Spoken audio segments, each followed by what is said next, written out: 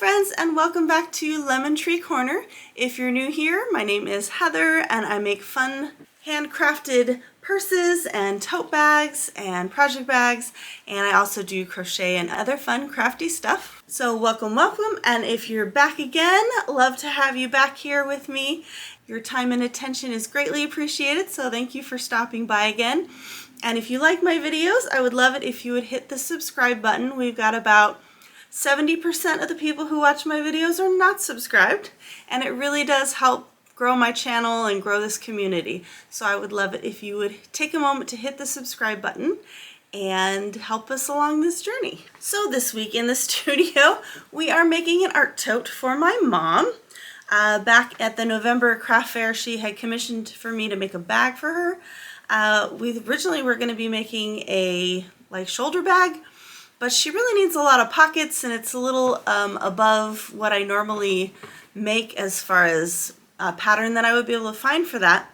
And then I was showing her fabrics, and I have this art fabric that I had bought, and she was like, ooh, I could have an art tote instead. So that's what we're gonna do. We're gonna make her a big art tote for her to take to class. She does painting, and she takes 2 classes, so she always needs to be carting around her stuff. We are going to pair this one with this beautiful purple because we are going to need more fabric than normal. I got 2 yards of this. We're going to try something different. I don't have a pattern. We're going to be working without a net this week. So I have this huge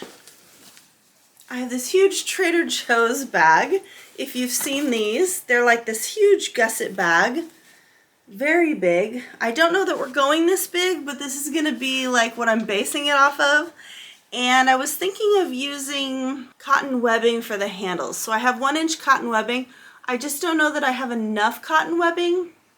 I also don't know if that's going to stay on her shoulder very well, but I don't know that she's carrying this around either. So I will need to ask her that before we proceed.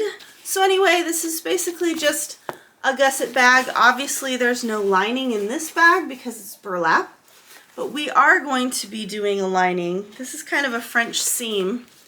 The way that they did this, oh no, they put that over. I don't know. So we're gonna be playing around here. I'm gonna use this is the measurement, and then we will just see. I don't know that the gusset or the bottom is gonna be this big. Let's see how big it is, shall we? So this gusset is like 8 inches big. I don't think we need 8 inches of a gusset and the base. We will make our gusset and base the same, maybe 5 to 6 inches. We're going to make it a little smaller. I do like the size. We'll just have to make sure I have enough fabric in that 1 yard of art fabric. I'm thinking of making the sides and the bottom out of the purple and the lining as well. Since we have 2 yards of that, that should cover everything that we need. And we're not going to be making a zipper for that either, so that all the art stuff can stick out the top. So it should be fairly straightforward, I hope. We're just going to construct it like we construct every other bag. And we will also be not blocking, we will be washing our shawls for the first time. The stuff that we made in the fall, and then I will be blocking my sweater after that. So once those dry, I can block my sweater. Now that the desk is back in the living room, we can go ahead and set up the table, the folding table in the office, and get this stuff blocked and out of the way, which leads us on to our next crochet project. We are currently working on the Christmas blanket, which is now in this huge basket because it has gotten too big for a bag, even my sweater bag at this point. So this is what we are looking at. We are finally on the last color. So this is 1 stripe of each. It's about, I would say, 1/4 of the way through. So I'm probably going to be doing 3 or 4 stripes, or 4 to 6 stripes of each color. So that's why I went back and got more yarn. And yeah, we're just gonna be chugging along with that, probably as long as it's cold before I get bored of that one. So we're hoping to make a lot of headway and use up a lot of the yarn. Other than that, we're still working on our extra piggies that we didn't finish. I'll be working on those on weeknights now that they're all cut out and prepped. They're pretty fast to just make one. And we have our schedule of projects that we need to do. I got a little stressed out last week at the prospect of all of these. So I'm going to cut out some of the bags here that don't really need to be made before the spring craft fair so that we can slot in some project bags, because I do need to make quite a bit of project bags for the yarn crawl, and I can't make 6 bags in 1 week.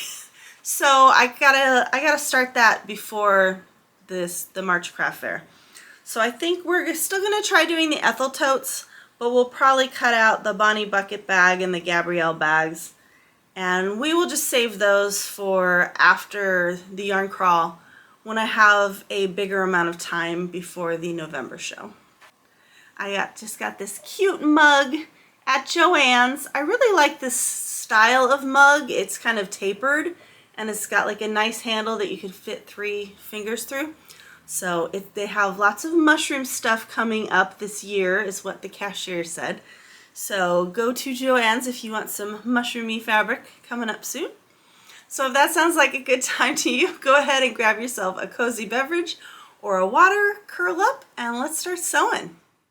Okay, so it is time to process the fabric for the art tote. I did find some cotton webbing, which is nice. It's about 1 inch cotton webbing, and it goes great with this, so we'll take this as a sign to use the cotton webbing as the handle. And this whole ironing board setup has been working really nicely. I get to sit in front of the TV and work on things, and I've got a pillow under me as a little extra cushion because I'm sitting on the ottoman and it's kind of hard. But yeah, I think this is a more sustainable setup, that's for sure. So let's start with the exterior fabric. So since we are winging this, I'm just gonna measure the Trader Joe's bag. So these panels are 17 inches, but with a 1/2 inch seam allowance on either side. That would be 18 inches. So let's do that. By 13.5, so we're gonna do 18 by 14.5 for our panels. And then I think I'm just gonna do 6 instead of 8. This is like 8.5. So we'll have to do 7. So 7 for the bottom and the sides.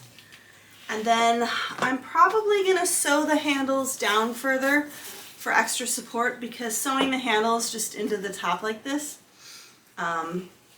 given the amount of stuff that she's going to be carrying and probably heavy with the paints and the brushes, I'm going to go ahead and do the cotton webbing, probably sewing it into the bottom, this bottom seam, and having them sewn up the top like that.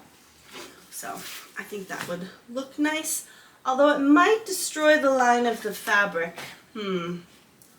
That's a very good point. I think the fabric is busy enough where you're not really going to be covering up too much here with the handles. Yeah, they're only 1 inch long handle. I think that'll work fine. I'm going to write that down before I forget it. So, art tote, we are going to do 18 by 14.5.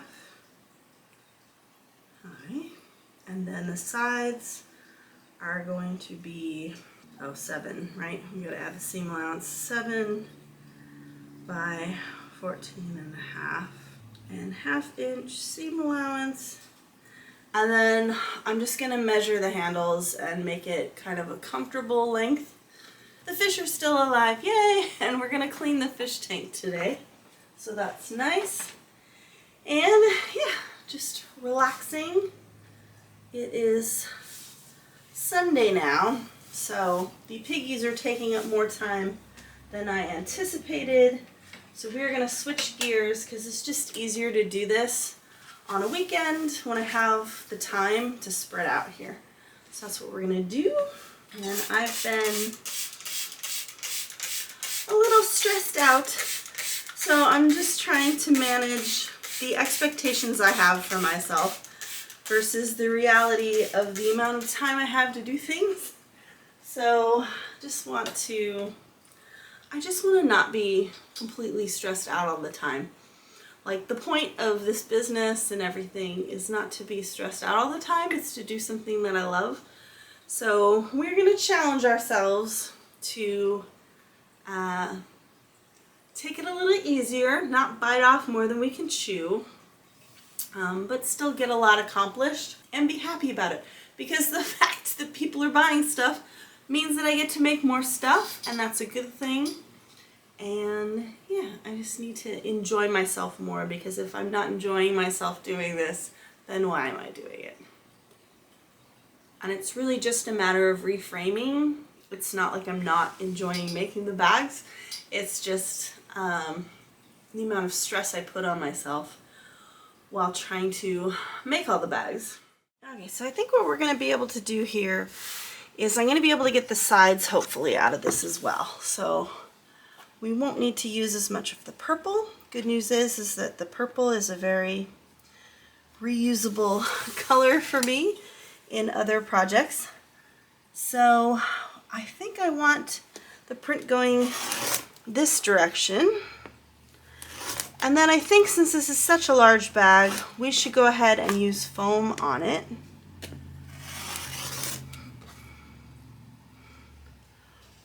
I think it's going to be a lot more sturdy with foam on it instead. So I think I want it going this direction. So I'm going to cut this. I don't have a huge cutting mat here and I have to fold it over. So I tend to go at 1/2 inch over what I need. So I'm going to do 14.5 here. Or 15. 15 because we want 14.5. So I do it 1/2 inch over so that when I put it out like this, we've definitely got enough room there to cut off the excess. So these are such big pieces. I'm not sure what I'm going to do here. Oh, we've got plenty of fabric then. So I'm going to do 18, what did we say? I wrote it down. 18 inches wide, and that's incorporating the 1/2 inch that we want, right? Did we add the 1/2 inch in? Yes, we added the 1/2 inch in. Okay, so we've got 18 inches. So we've got that.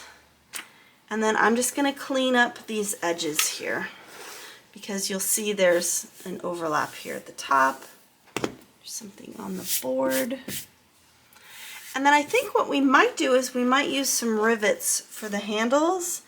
The only problem is I don't want to fold under the handles. If it's going on top, we need a nice clean edge for the handle. So that's my only concern about doing it that way. You'll see how far off this is. Trying not to get the mess in the other side of the sink. Okay, so we've got all of the projects that I haven't been able to block because the desk has been in the office. But now we've got the folding table set up. We are going to block these things. I'm not going to block this one or the other one. I'm just going to wash them and dry them. But we do have to block the sweater, so we'll have to do that in a little bit.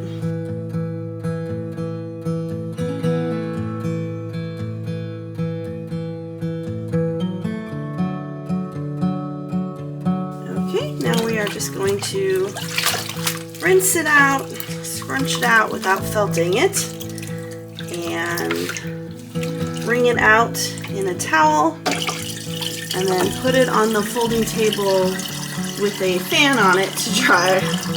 Hopefully it will dry over the weekend so that we can get to the sweater.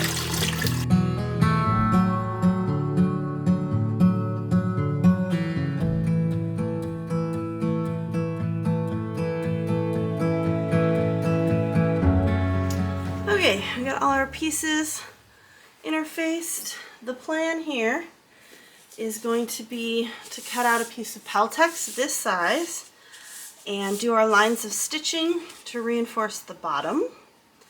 So we're going to do that, and then I'm not used to doing a gusset in a rectangle like this, So I refreshed myself with a video of another bag like that. Basically what we're going to do is we're going to stop sewing. We're going to stop sewing about a 1/2 inch here so that these two edges are 1/2 inch off, so that when we sew this one up to a 1/2 inch and this one up to a 1/2 inch, they meet. That way we get a clean edge. So what we're going to do first is we're going to do the bottom, and then we're going to sew the bottom on. We're going to sew the bottom on all the way, and then once we get to that other seam, we're just going to do the 1/4 inch or 1/2 inch. We're going to stop a 1/2 inch before the end of the seam. So let's get started. Oh, the other thing we have to do is cut out our webbing. So we have to decide if we're going all the way down or not. I think we should. I've got plenty of webbing. So then we have to decide how long this is going to be, because it's going to be sewn into this seam down here, and how far apart it's going to be. So we've got, the easiest thing to do would be to be 6 inches, so 3 inches from the middle on both sides. And then we obviously want it to be longer than that. So what I'm going to do is probably, I'm not going to cut it yet, I'm just going to pin it down here, and then we'll try it on and see if we like the length. And then what I'm going to do is, I'm not going to sew it all the way up here at the top. I'm going to stop probably about there. I'm going to put a rivet in there since we have rivets. It'd be a nice little touch, and then that'll add some extra strength as well. So let's try this on, see if we've got enough clearance. No, we do not. That's nowhere near enough clearance for me. Okay, that's good.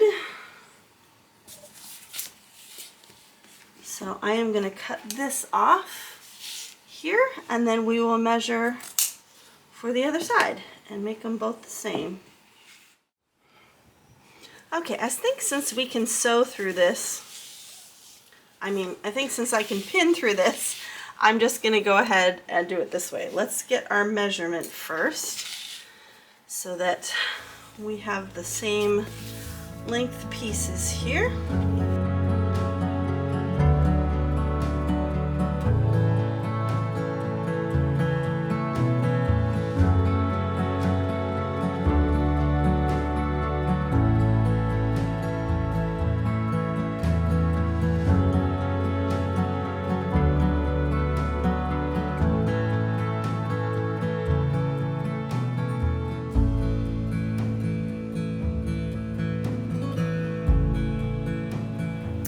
Okay, so we're going to sew this down. I like Susan's idea of having a pocket on the front here, but I don't want to cover up this beautiful pattern.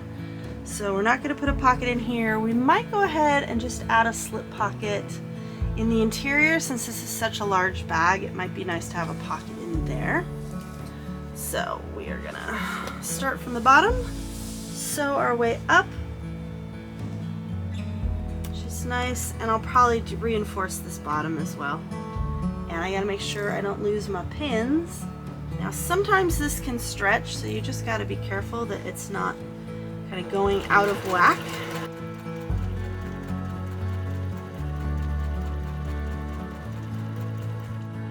It's already pushing, stretching up as we go, but that's why we started at the bottom.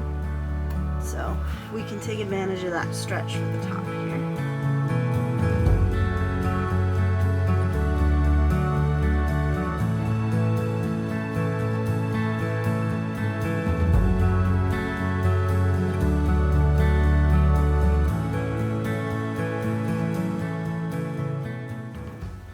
So rivets and rivet presses are fun if you're going to be doing a lot of bags. I would highly suggest investing in one of these puppies. So this is from, I'll have to look up the website and put it here, but it's like a nice chunky rivet press. I use this for the fashion snaps as well. So very versatile. You can buy different dies for them. I'm just going to line this up in the center right under that stitching and poke a hole in there. Oops, no point on that pencil. Just want to like make sure it goes all the way through like that. And then same thing on here.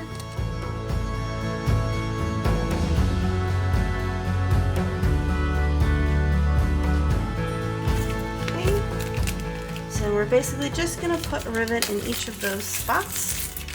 We've got, it's the same on both sides. So we've got our rivet and our cap. Rivet and our cap. And we're just going to put those in here.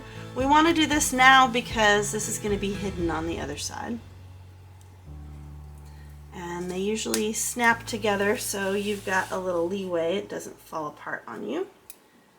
And then we just want to get that centered and push it in like that. So pretty easy.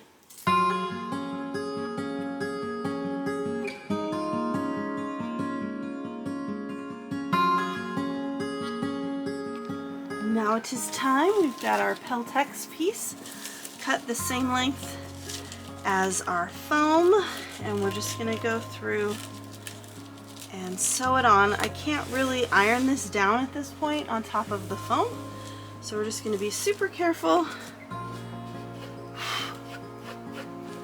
and pick a midway point and go for it.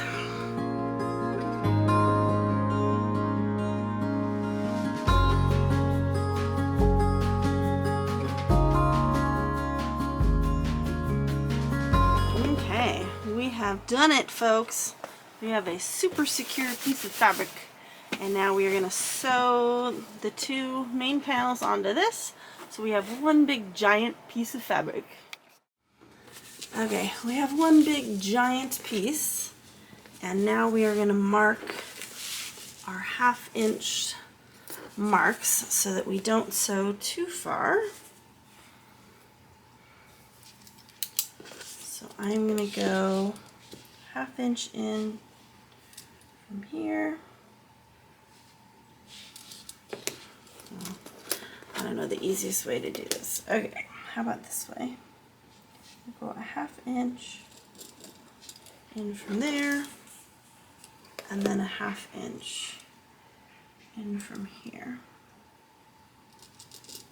So we're just going to make a little mark there so that we don't go too far.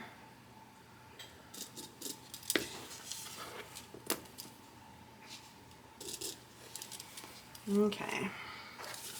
And same thing on the other side.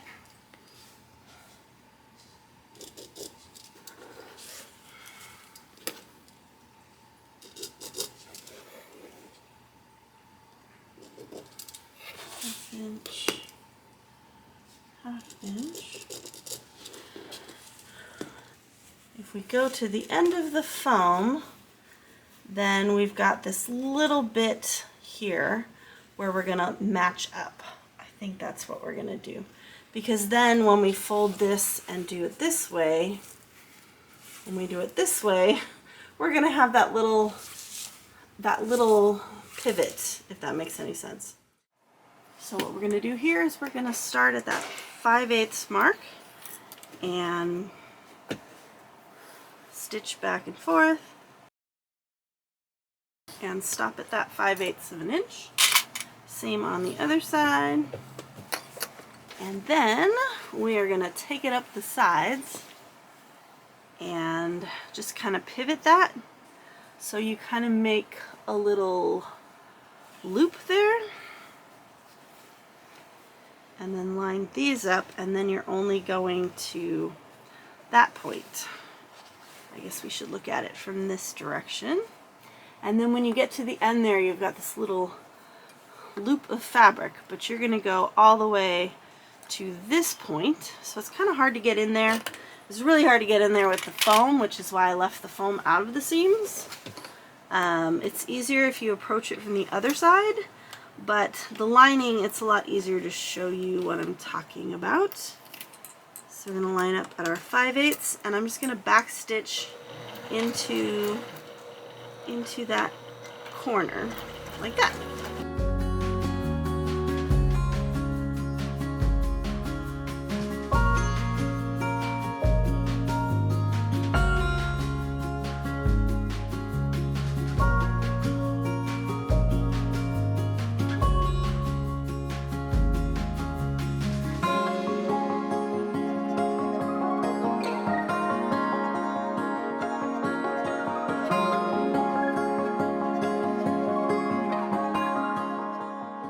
Oh boy, that was a struggle. Okay, we're not going to trim this one because I want all of that to be sewn into the top stitching to add some stability. So now it's time to give birth.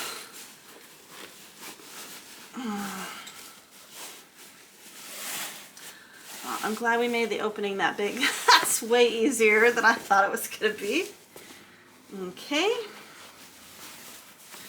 And before we sew the lining hole, we are going to do the top stitching. Our pocket's the right direction, that's good. So I'm going to push this into the corners. We are also going to go around and press that. Press the top before we stitch it so it's nice and flat. Hey, it's starting to come together. It looks like a real tote. This thing is huge. I hope that's big enough to hold everything. I think you could even hold a canvas. You can definitely hold paintbrushes and paints and everything else. So I think I'm going to do 2 lines of stitching, top stitching up at the top here. So we'll do a 1/4 inch and 1/8 of an inch, just because the foam is still down further. So do that. Yay. Very cool. I'm glad we added the rivets. It's not only extra support, but it's just extra cute. So let's iron this, top stitch it, and take a look at it. Hey friends, so that's it for this week. Let's take a look at our bag. This beautiful bag, it's huge. I'll show it to you on me in a second. I think it went really well. We've got our quilted bottom. We've got our cotton webbing handles. Yeah, I think that worked out very well, all things considered. So can't wait to hand this off to my mom for her art projects. The pocket wound up very close to the top. It's right here, but it's good if you have to put keys or something or your cell phone in there so it doesn't get lost in the huge cavernous crevasse that is this bag. So you could see it in proportion to my head. It's very big. Sorry for the noise. Apparently all of the neighborhood traffic is being rerouted down my street. So if you hear any cars in the background, that's what's going on. We were also able to wash our crochet makes. So here is the first one. One of my scarves is very nice. I forgot too that things relax when you crochet them. So actually this would be better from further away too. So a very nice little scarf. I really like this pattern. This is the Here Comes the Sun pattern. And it's kind of like the moonlit shawl, but bigger. In fact, I made it bigger because I used 2 skeins of yarn. Doesn't call for that. But it's just really nice. I like the little baubles. I like the little baubles on the ends, and it's pretty easy to make, so that's nice. We've also got our Wicked cowl, which is not so much a cowl now. It kind of spread out a little bit. So I don't really know how to wear these things. I've never made a cowl before. So I don't know. And then we have our apple cider scarf. I really love this pattern. Which way? I can't tell which way is which. I really love this pattern. I think I'm going to make a big shawl like this. It's supposed to be a shawl. I just made it into a scarf. And I forgot that it relaxes, so it's actually quite big. I can pretty much just crisscross it, and it goes down almost to my belt line. So it's stretched a lot since I made it, which is great. It's going to be a lot more useful that way. let's take a look at our bag on. Okay, so here is our bag, and here is it on. So nice clearance under the underarm, and it goes down to about my hip. You can see there, it goes down to about my hip. So that's nice. So I'm feeling very accomplished. We got a lot done this week, and we've been working on the Christmas scarf. We are on our first repeat of color. So this is what it is looking like, very 80s. I was able to get a stripe and a half out of one ball of yarn. So I have 4 balls of each color, which means I should get about 6 stripes. I don't know that I'm going to need 6 stripes because this is already pretty long. So I will probably just do 4 or 5 stripes, but I'll have some leftover yarn, which is good. We are eventually going to have to make more Christmas ornaments, so I can also use that yarn for that, or I could make a little, I don't know, I could make a scarf out of that too for donation, because that's 100% acrylic yarn, so that would be nice to do something for donation. Other than that, we're just cranking along, so next week we're going to be working on the pencil pouches, maybe the coin purses if I get to it, and then I've still got teddy bears over here that I have to sew together to bring to the next meeting. But I pared down the schedule a little bit, so I'm feeling more comfortable with the amount of time I have to do everything. I'm able to give myself at least 2 weeks for each of the project bags, because the project bags I'm going to be making like 6 to 10 of each size project bag, so I want to make sure I have enough time to do all of those. So we're getting into the groove, getting back into sewing, and thank you for joining me this week. I love it when you come and spend time with me, and I hope to see you back here next week. Have a great week, everybody. Love you. Bye.